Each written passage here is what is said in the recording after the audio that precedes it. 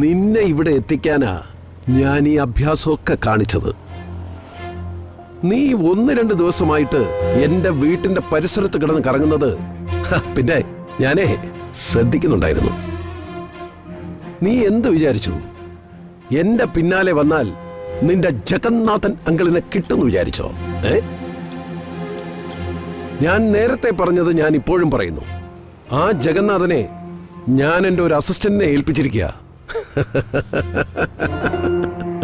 ഈ ജഗൻ എവിടെ ഉണ്ടെന്ന് അവന് മാത്രമേ അറിയൂ. നിങ്ങൾ പറയുന്നത് മുഴുവൻ നുണയാണെന്ന് എനിക്കറിയാം.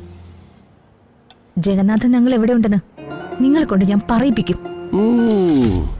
എന്റെ താവളത്തിൽ വന്ന് എന്നെ വെല്ലുവിളിക്കുന്നോടി. നീ എന്റെ ശത്രുവിന്റെ പുത്രി മാത്രമല്ല, എന്റെ നമ്പർ 1 ശത്രുവും കൂടിയാ.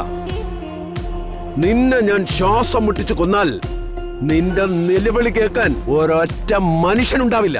മനസ്സിലായോടി? ഞാനുണ്ടാവണോ?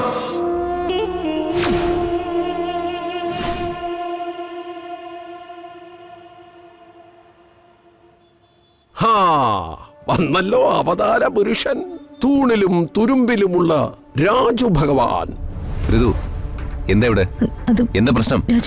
എന്താ ഇയാളുടെ പിന്നാലെ? അതിവള് പറയില്ലടാ രാജു. ഇവളെ ഞാനൊരു വിഷമവൃത്തത്തിൽ കുരുക്കിയിട്ടിരിക്കുക. പ്രതാപവർമ്മയെ ഇലക്ഷൻ തോൽപ്പിക്കാൻ ഞാൻ ഇവൾക്കായി ഒരു കെണി ഒരുക്കി. ആ കെണിയില് ദാ ഇവള് വന്ന് വീണു.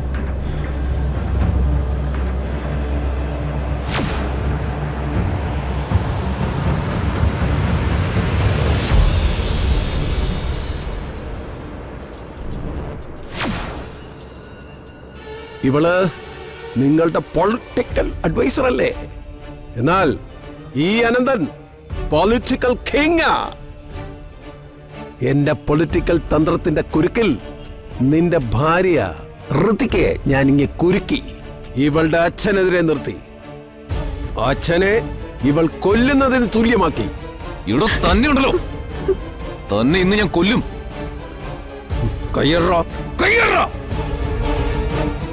അല്ലെങ്കിൽ തോറ്റുന്ന് റിസൾട്ട് വരുന്നതിന് മുമ്പ് മകൾ തോൽപ്പിക്കാൻ കൂട്ടുനിന്നുവെന്ന സത്യം എനിക്ക് ആ പ്രതാപവർമ്മയോട് തന്നെ പറയേണ്ടി വരും.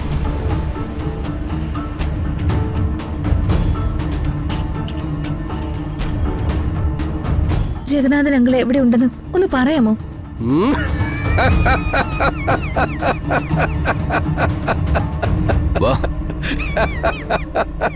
രാജു,